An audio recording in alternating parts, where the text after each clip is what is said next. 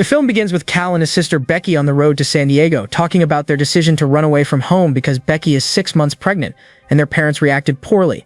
Becky starts to have second thoughts, and as she feels ill, Cal stops the car near a church so she can vomit. While they're about to leave, Becky hears a boy screaming for help from the tall grass. Cal pulls over and they learn the boy has been trapped in the grass for days. As they prepare to leave, they hear a woman's voice telling the boy to stop shouting. Cal assumes the boy is nearby and goes into the grass to help, with Becky following him. She tries to call 911 but loses signal. As Becky puts her phone away, she realizes Cal has disappeared into the grass. She starts calling for him and suggests they go back to the car because something feels wrong. After calling out an old rhyme to locate him, Becky's voice shifts from one side to the other, confusing Cal. They then agree to jump to help each other find their positions. On the first jump, they spot each other, but on the second, they end up much farther apart. After Becky falls into the mud, Cal rushes to help her, only to stumble into the mud as well. He finds a dead dog named Freddy, which has clearly been there for a while. As hours pass with no sign of an exit, they accept they're trapped. Becky tries calling again but grows exhausted and waits for Cal. Suddenly a man named Ross appears, claiming he knows a way out but hasn't left because he's looking for his wife and son, who are also trapped.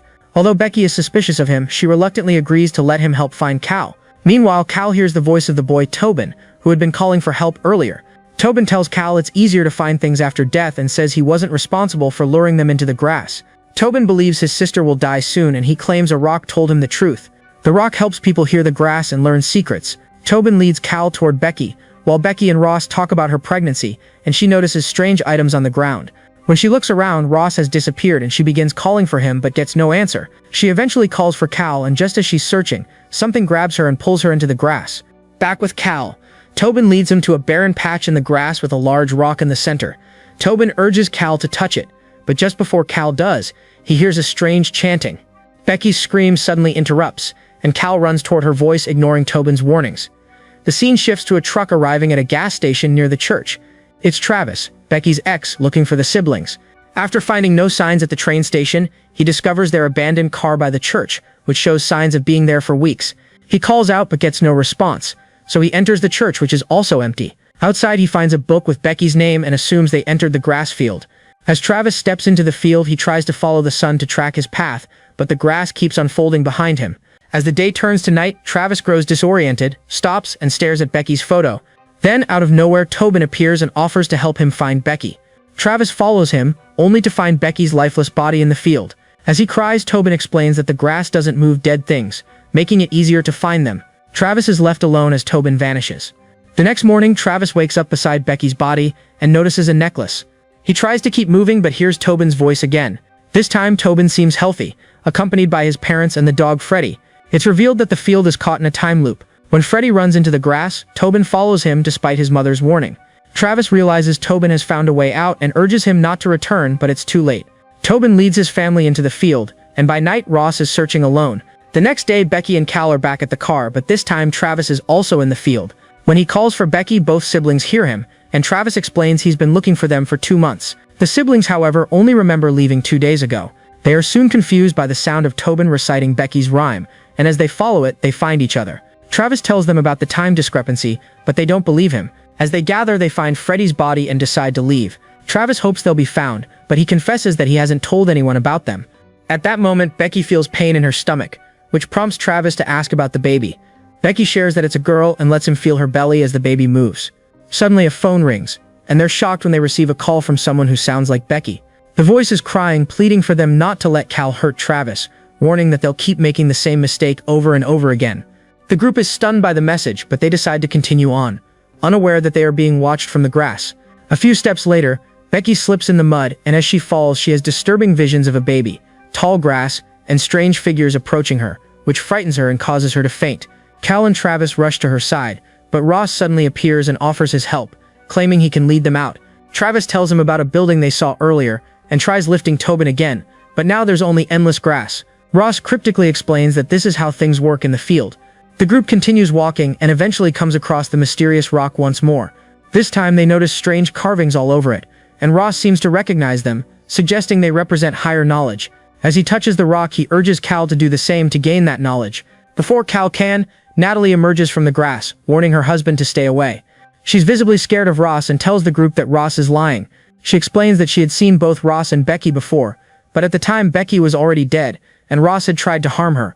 Ross denies the accusations, and as they argue, Becky sees the eerie visions again, this time with Ross appearing supernatural in the grass. Terrified, Becky tells Travis and Cal they need to leave.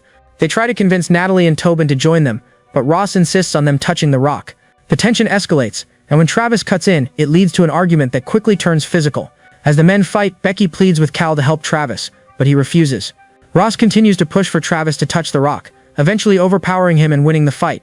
In a shocking turn, Ross attacks Natalie, losing control completely when he violently crushes her head with his bare hands. The remaining group members flee from Ross, eventually finding Freddy, the dog. They follow him until they reach an abandoned building. Inside, Travis and Cal start blaming each other for the chaos they're in, leading to a heated argument. Cal accuses Travis of abandoning Becky and wanting her to terminate the pregnancy, while Travis counters by accusing Cal of having inappropriate feelings for his sister. This escalates into a physical fight. At that moment, Ross catches up to them and attempts to break down the door. The group quickly takes the stairs to the roof, where they spot the church across the field. However, they realize they would have to pass through the grass to reach it, so they brainstorm another way out. Suddenly, Travis spots Freddy running by, but the dog vanishes into the grass. This convinces them that there might be a hole in the loop leading to an escape. To investigate further, Travis stands at the edge of the roof to get a better view of the field, but he slips and falls to the ground.